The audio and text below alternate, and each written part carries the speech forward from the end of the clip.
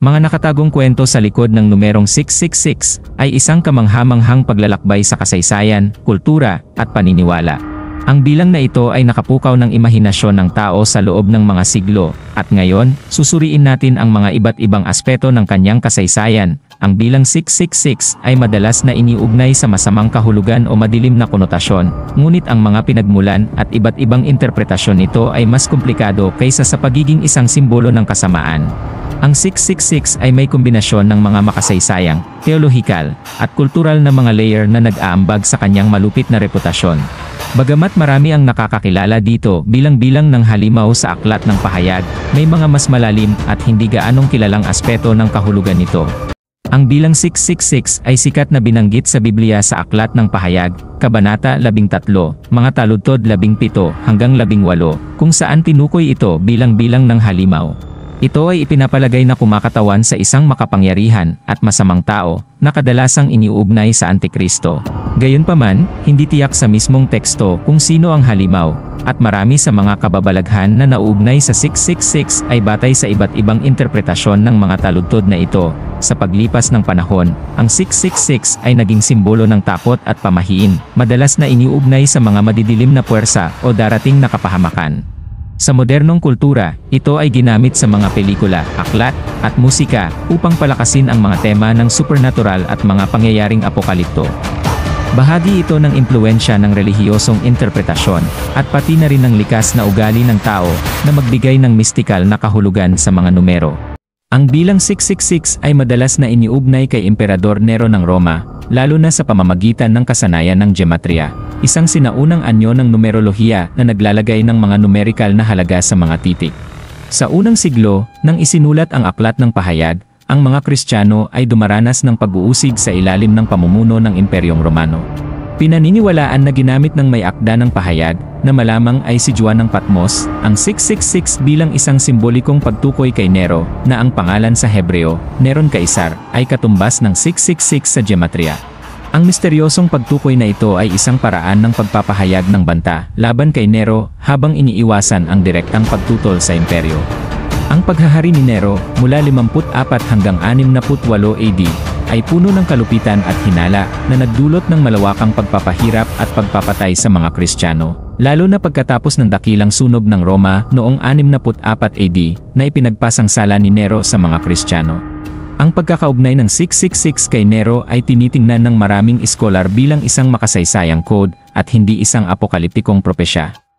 Habang ang bilang na 7 ay itinuturing na perpekto o banal sa maraming tradisyon, tulad ng 7 araw ng paglikha at 7 langit, ang 666 ay madalas na tinitingnan bilang kabaligtaran nito, na kumakatawan sa hindi pagkakumpleto o imperpeksyon. Ang ilang interpretasyon ay nagsasabing ang 666 ay sumisimbolo sa nabigong pagsisikap ng tao na maging banal o kumpleto.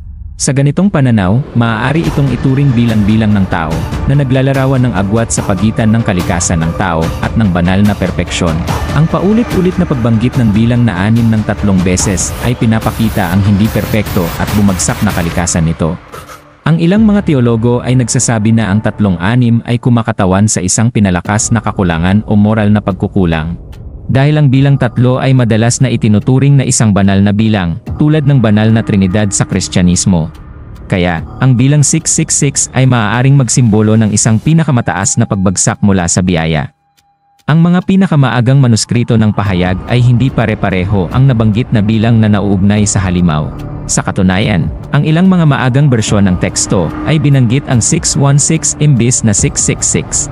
Ang pagkakaibang ito ay nagpapakita na ang bilang 666 ay hindi pa tiyak sa mga unang tradisyon ng Kristyanismo at maaaring isang huling karagdagan o interpretasyon batay sa maling pagbabasa o simbolismong numerikal. Ang mga unang Kristiyanong manunulat at iskolar, tulad ni Irenaeus, isang obispo noong ika-2 siglo, ay nagtala ng mga manuskrito na nagsasabing 616 ang tamang bilang na may kaugnayan kay Emperor Nero. Ang pagkakaibang ito ay nagdaragdag ng karagdagang misteryo sa simbolikong kapangyarihan ng 666 na nagpapahiwatig na ang tamang bilang ay maaaring napailalim sa interpretasyon at rebisyon. Habang ang mga pinagmulan ng 666 ay matatagpuan sa pag-uusig at misteryosong simbolismo, ang impluwensya nito ay kumalat na lampas sa relihiyon. Sa paglipas ng mga siglo, ang bilang na ito ay inangkin ng okulto at pop kultura, madalas na iniugnay sa pangkukulam, satanismo, at mga paniniwalang apokalipto. Ang pagkaakit sa 666 bilang simbolo ng madilim na kapangyarihan ay pinalaganap sa pamamagitan ng mga akdang pampanitikan, pelikula, at musika. Mula sa mga pelikula tulad ng The Omen hanggang sa mga heavy metal na banda tulad ng Black Sabbath at Iron Maiden, ang 666 ay naging isang simbolo ng paghihimagsik, misteryo, at takot. Ang mga paglalarawang ito ay nagpalakas sa ideya ng bilang na ito bilang isang koneksyon sa mga puwersa ng kasamaan o ang supernatural. Ang ilang mga kontemporaryong grupong sataniko, tulad ng Church of Satan na itinatag ni Anton LaVey noong dekada 60, ay tinanggap ang bilang-bilang simbolo ng pagsalungat sa tradisyonal na moralidad ng Kristyanismo at bilang tanda ng pagiging individual. Tinukoy ni LaVey ang 666 bilang isang simbolo ng laman at materyal kaysa isang direktang pagtukoy sa biblikal na propesya.